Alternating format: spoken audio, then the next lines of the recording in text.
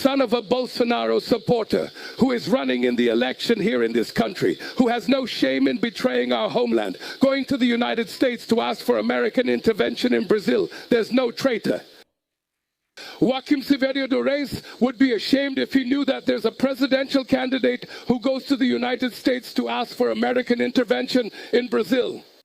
If he went to ask for intervention to arrest militiamen, they would stay imprisoned there. That's the truth.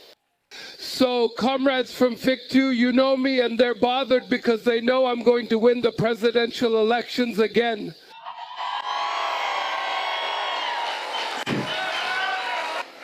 Today I am very sad, Governor. I am very sad, Senators. Today is a disappointing day for me. I'm going to turn to you.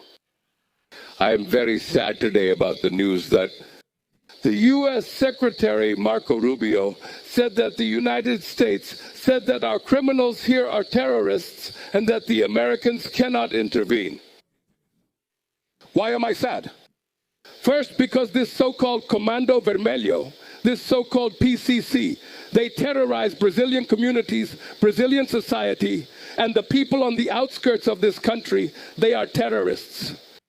Because they bother the families, they bother the neighborhood, they bother the cities, they steal everything that belongs to the people's right to live freely. So they are terrorists and we are going to fight them here. We passed an anti-gang law and we passed a law to fight organized crime. And we are going to fight. They are not terrorists. That's what Trump wants. Trump wants Osama bin Laden, whatever his name is. And we want the Brazilian terrorists who are there. Because you know that the imported weapons that are smuggled into Brazil come from the United States. The weapons come from there. The federal police gave a document to Trump.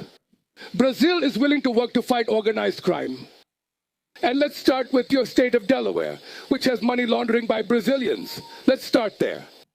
Let's start by handing over Ramagam, who has been sentenced to 16 years, and he's hiding there. Let's go. Let's start by handing over the biggest fuel smuggler in this country, Ricardo Magro. The federal police and the IRS seized $250 million worth of his smuggled fuel. It was given to Petrobras, and he's living in Miami. I gave Trump his name and a photo of his house. Want to fight organized crime? Hand over our people who are there in the United States. We don't accept it. We are treated like fools. We refuse to be treated like a small, insignificant country. I spent 3 hours with President Trump. 3 hours with him. I handed over 4 documents to them. One of them was about fighting organized crime. This country had 2 periods of social policy, 2 periods of social inclusion. Getulio Vargas in 1936 with the minimum wage. In 1943 with the CLT. And a metal worker named Lula after 2003 in this country. I'm saying this here even to provoke my opponents. You can look it up. I doubt you'll find it. After the proclamation of the Republic in 1889, putting all the presidents together, they didn't do a tenth of the social inclusion policies that we did in this country. You know what you faced at Petrobras. You who are wearing that yellow uniform, during Operation Car Wash, all of you were seen as if you were corrupt. All of you. Because the main goal of the government at that time was to discredit Petrobras.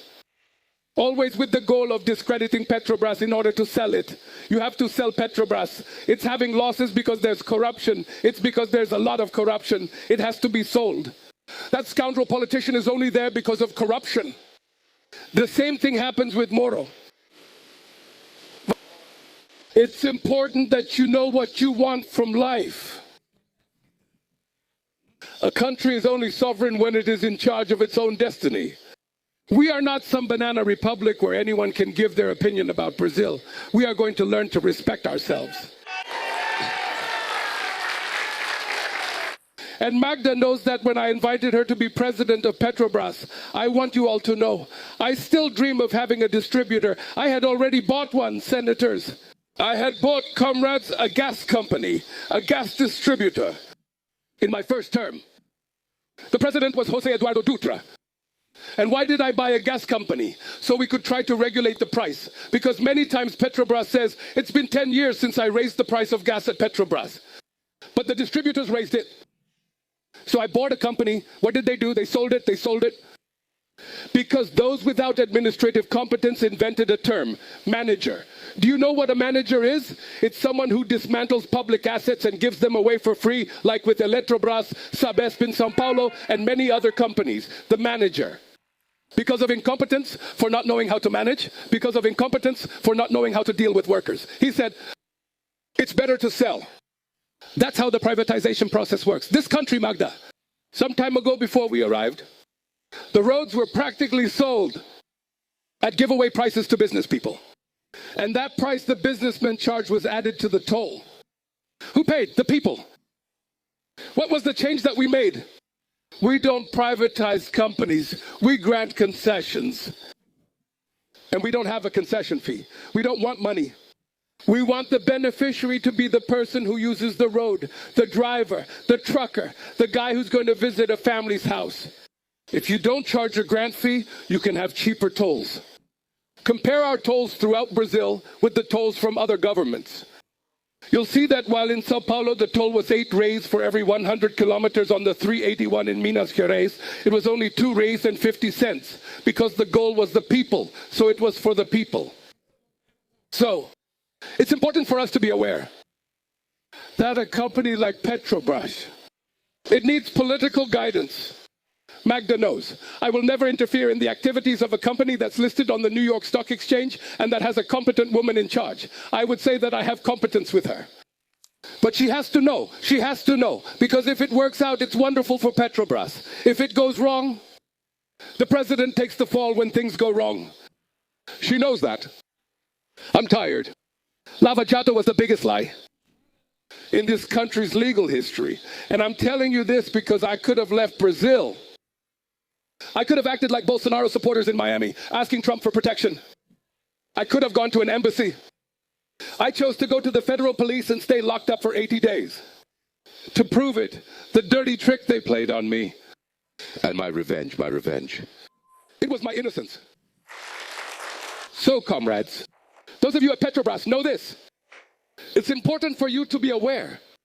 Depending on which government comes into power in this country, Petrobras will be better or worse off. And we have experience. How many times you have been harmed? Some people think it's just about selling. Some people just aren't competent. So congratulations. Miss Magda, such a charming woman. And congratulations to the Petrobras board. I love having Magda talk to people who want to buy. There are people who want to partner with Petrobras. There are plenty of them. I say talk to Magda. Because actually, a lot of people want to partner up. They want to keep the good part and leave Petrobras with the bad part. We've learned we want to keep the good part. If they want us to keep the bad part, it's important for you to know that I still dream of bringing Petrobras back to be a public company in this country. But the privatization of Petrobras was so crooked that during the privatization, they said we can only buy it back. I don't know how long after. If it's the government buying, it's 3 times more expensive than for anyone else. Like BR, they're still using the Petrobras name. But if we want to buy it back, only in 2029. In other words, this meanness they do with Brazilian companies, it's very hard. I'm being called to come closer to you. So, now. And I came here with Pedro Rogério, Márcio, João Daniel. With Pedro, the congressman, ministers, and senators and immigrants, I came here. I know it's a lot. How long have I been coming to this state? I've been coming. How long have these people claimed FAFEM? I didn't even know Didi. FAFEM. Everybody comes. FAFEM. I'll be back. FAFEM. Back to the people of Sergipe. Look at how this state is today. And let's talk about how Sergipe will develop in 5, 6, or 10 years with the development that will be done here. And I made a point of saying, President Trump, looking him in the face. President, I am 80 years old. You will turn 80 years old on June 14th. 2 presidents of the 2 largest democracies on this side of the world. We can't play around with politics. We have to show respect to humanity, respect to society. We have to value democracy. We have to value multilateralism. We have to value, the protection of the territorial integrity of nations. Because this here is not just any country. This here is a very big country, and I'm concerned. Because we have a lot of critical minerals, a lot of rare earths. We have a lot of ore. We still have a lot of gold. We still have a lot of gold. We still have a lot of diamonds. We have the largest rainforest in the world, 12% of the world's fresh water. And besides, before long, we'll be saying the Amazon is ours. No, here in this country, there's something that we have to I treat small countries with the same respect that I treat China, with the same respect that I treat Russia, with the same respect that I treat the United States. I don't speak harshly to Bolivia and softly to the United States. I speak politely to both because I want respect, and I need to have respect in order to respect them. So don't mess around. Don't mess with this country's sovereignty. Don't mess with our democracy. Don't doubt the things we do here in this country. If you want to fight organized crime, you don't need to ask anyone for help. Approve the Public Security Constitutional Amendment that's in the Senate. Approve the Public Security Amendment. Approve the constitutional amendment to create the Ministry of Public Security next month. I'm not creating a ministry just for show without funding. To approve the constitutional amendment, then you'll have to approve funding. You'll have to approve a new federal policy. You'll have to approve a lot of smart investment. There won't be a National Guard taking police officers from the states. We're going to have to create a special guard, with highly trained soldiers so we can fight organized crime here. And if Trump wants help, we'll help him fight organized crime inside the United States as well. That's how it's done. So comrades, I want you all to know, I'm going to leave here now. I'm going to Largato. Let's go visit the Hospital of Love. Let's go because I want you all. It's the first interregional hospital that will serve how many states? 4 states. It's a wonderful hospital, and I hope you never get sick out there. But it's good for you to visit so you can see how beautiful it is. And then I go back to Aracaju to inaugurate the Marcelo Deda Hospital, or to visit the Marcelo Deda Hospital, okay? Because you're going to see something we're doing in this country, Governor. I'm going to say never before in the history of Brazil has there been so much attention to healthcare. What we're doing with Minister Padilla in healthcare is a revolution. In just a few months, we've done what wasn't done in many years. Because treating poor people with respect is in the Constitution. Treating poor people with respect is our obligation. That's why comrade from Sergipe, comrade from Aracaju, comrade from Laranjeiras, comrade from Laranjeiras. Here's the thing. I want to come back here in 5 years so we can see the impact of Petrobras' investment.